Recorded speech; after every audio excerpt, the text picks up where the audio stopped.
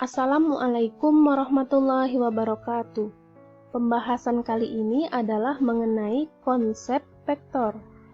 Sebelum kita membahas vektor lebih lanjut, sebaiknya kita mengenal dulu perbedaan antara skalar dan juga vektor. Untuk definisi skalar, skalar adalah besaran yang cukup dinyatakan besarnya saja atau tidak bergantung pada arah. Nah, jadi kalau ada suatu besaran yang kita tahu nilainya berapa atau panjangnya berapa, itu cukup seperti itu saja, maka dia dinamakan skalar, jadi tidak punya arahnya. Contoh ya, Ani mempunyai mistar sepanjang 30 cm. Nah, sudah kita tidak tahu arah mistarnya. Nah, kita cuma tahu panjangnya saja, yaitu 30 cm. Artinya kasus tersebut merupakan skalar. Nah, bagaimana dengan vektor? Berikut definisi vektor. Vektor adalah besaran yang bergantung pada arah. Nah, jadi selain mempunyai nilai, dia juga mengetahui arahnya kemana.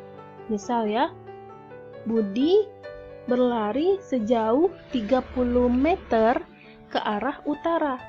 Nah, kita tahu bahwa nilainya tadi atau besarnya tadi sejauh 30 meter. Itu tadi skalar ya. Tapi di sini juga ada arahnya. Arahnya yaitu ke arah utara. Sehingga karena dia mempunyai besar dan arah, maka dia dinamakan vektor. Paham mengenai skalar dan vektor perbedaannya? Oke, untuk lebih memahami, kita coba masalah dan alternatif penyelesaian berikut. Analisislah apakah pernyataan berikut termasuk besaran skalar atau besaran vektor. Yang pertama dulu ya, Dina mempunyai pita yang panjangnya 5 meter. Oke, di sini kita cuma tahu panjangnya saja, yaitu 5 meter. Kita tidak tahu arah pitanya. Sehingga kasus nomor 1 ini merupakan besaran skalar. Jadi S itu saya lambangkan dengan skalar ya. Untuk kasus yang kedua, Pak Dani mengendarai sepeda motor dengan kecepatan 50 km per jam ke arah barat. Nah, di sini ada besarnya yaitu 50 km per jam dan arahnya yaitu ke arah barat. Sehingga karena dia ada besar dan arah, dia merupakan vektor. Nah, untuk yang ketiga, selang waktu Dona berlari menempuh jarak 200 meter adalah 24,3 detik. Nah, perhatikan, apakah di sini ada besarnya? Iya, yaitu 200 meter. Waktunya 24,3 detik, itu juga masih merupakan besarnya. Nah, apakah di sini ada arahnya? Tidak ada ya, kita tidak tahu Dona ini berlari ke arah mana, apa utara, selatan, dan lain-lain. Sehingga kasus nomor 3 ini merupakan besaran skalar.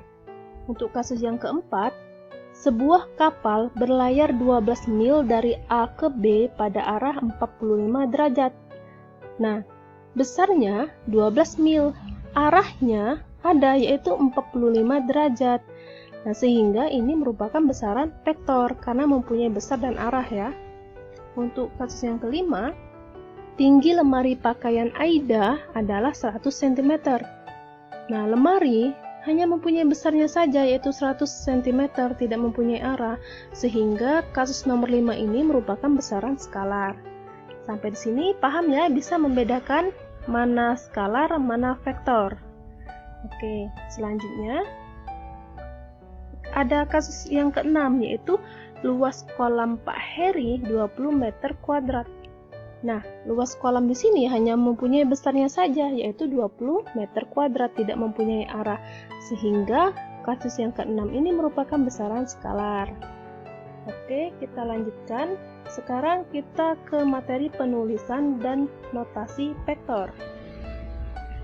Vektor dapat dituliskan dengan cara sebagai berikut.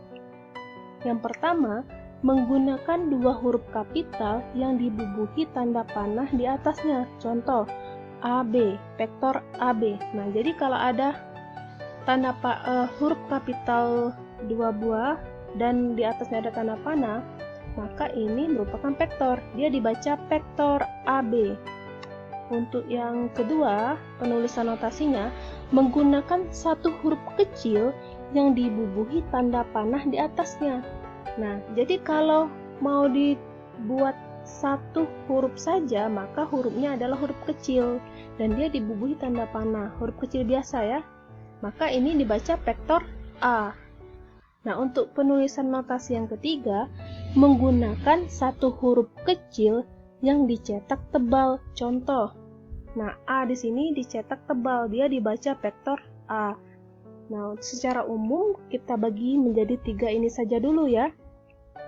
Nah, untuk yang kasus yang ketiga ini, kalau kita menulis tangan, mungkin agak susah membedakan mana huruf yang tipis, mana huruf yang tebal. Sehingga, untuk pembelajaran kedepannya, kita akan lebih fokus ke penggunaan notasi yang nomor 1 dan nomor 2. Mungkin selain 3 penulisan ini, ada lagi penulisan lain di buku atau sumber-sumber lain, seperti mempunyai lambang topi dan lain-lain. Tapi pada umumnya, penulisan lambang vektor terdiri dari 3 jenis seperti yang sudah dijelaskan ini. Oke, kita lanjut.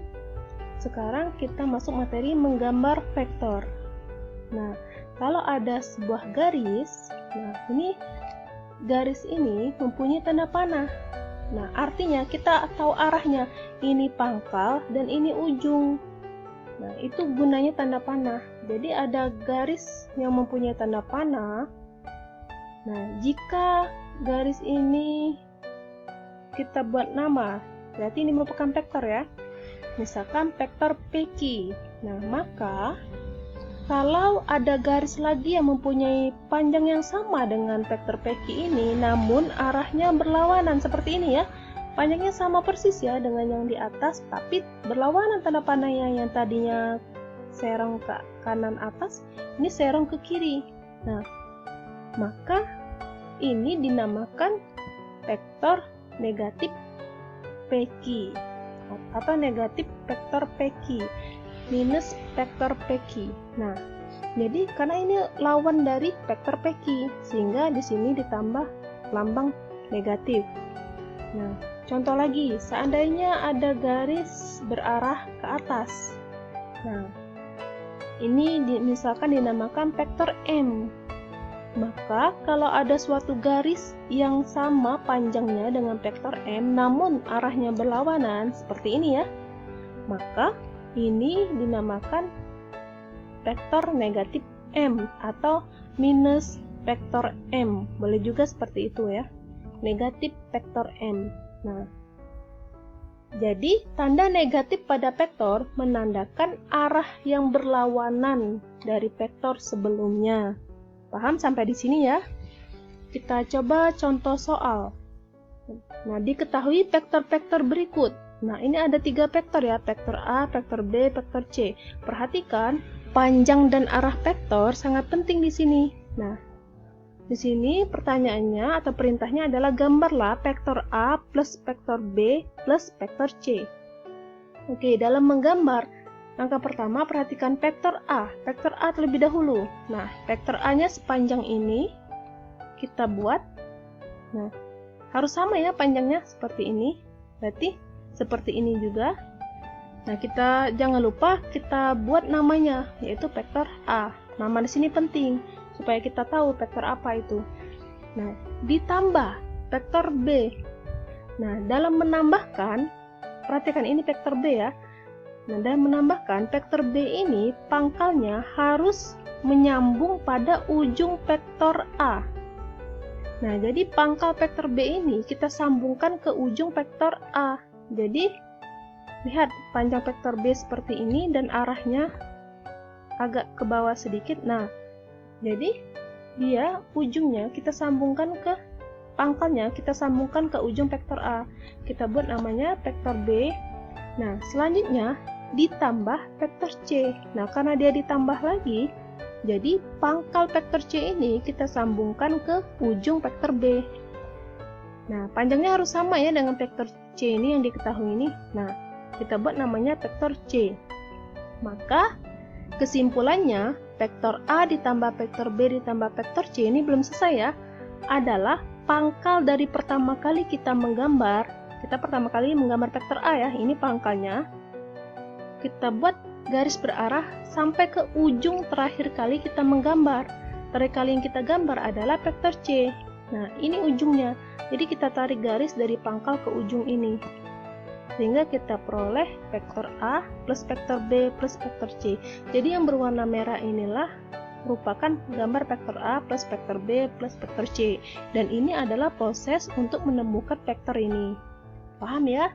Untuk lebih paham lagi, kita coba contoh soal yang kedua. Nah, diketahui vektor-vektor berikut. Vektor A-nya menghadap ke atas, vektor B-nya agak panjang ya. Nah, sekarang gambarlah vektor A min vektor B. Nah, dalam pengurangan vektor, di sini sebaiknya kita buat tanda penjumlahan saja. Jadi, minus di sini kita geser ke vektor B. Nah, vektor A dikurang vektor B itu sama saja dengan vektor A ditambah negatif dari vektor B. Oke, plus ketemu minus, minus kan hasilnya sama saja kan? Nah, sehingga vektor A kita gambar dulu. Sama ya panjangnya, kita buat namanya vektor A. Nah, di sini ditambah, berarti kita sambungkan ujung vektor A ini ke garis B. Perhatikan ditambah negatif dari vektor B. Oke, berdasarkan penjelasan sebelumnya, lambang negatif menandakan suatu vektor yang arahnya dibalik. Jadi panjangnya sama seperti ini, tapi arahnya dibalik. Jadi seperti ini. Jadi tanda panahnya di atas ya. Nah, berarti pangkalnya di bawah. Sehingga gambarnya seperti ini. Jadi vektor B ini menjadi pangkal, ini menjadi ujung. Nah, kita balik. Ini merupakan minus vektor B. Nah, beda ya ini sama ini. Jadi panjangnya sama tapi arahnya berbeda, dan inilah negatif dari vektor B. Nah, kesimpulannya adalah pangkal dari pertama kali kita menulis sampai ke ujung terakhir kali kita menggambar. Nah, jadi kesimpulannya vektor A dikurang vektor B adalah gambar garis merah ini. Nah, jadi namanya adalah vektor A min vektor B. Bisa ya menggambarnya? Kita coba contoh soal yang terakhir. Diketahui vektor-vektor berikut. Nah, ini vektor A yang pendek ini, vektor B yang panjang ini ya. Gambarlah 3 vektor A min setengah vektor B. Nah, bagaimana cara mengerjakannya? Sama seperti tadi, negatif kita ubah jadi plus di sini, dan negatifnya kita geser ke setengah B. Oke, sekarang 3 vektor A. Artinya 3 kali vektor A. Jadi kalau vektor A-nya panjangnya seperti ini, maka 3 kali vektor A lebih panjang lagi, 3 kali lipat panjang dari vektor A.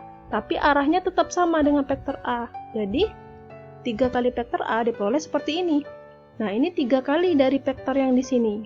Nah, ini panjangnya 3 kali dari vektor ini. Ini namanya 3 vektor A. Ditambah negatif setengah vektor B.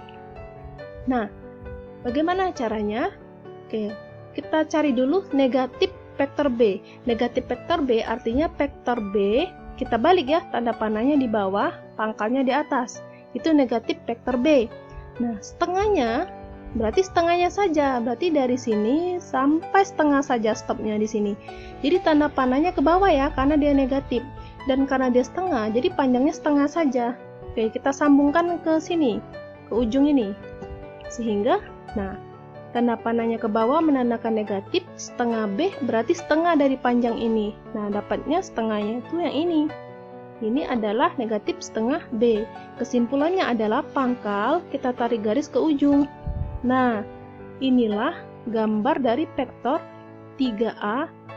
Oke, 3 vektor A min setengah vektor B. Sampai di sini paham ya? Demikian materi kali ini. Mohon maaf apabila ada kekurangan. Saya akhiri. Wassalamualaikum warahmatullahi wabarakatuh.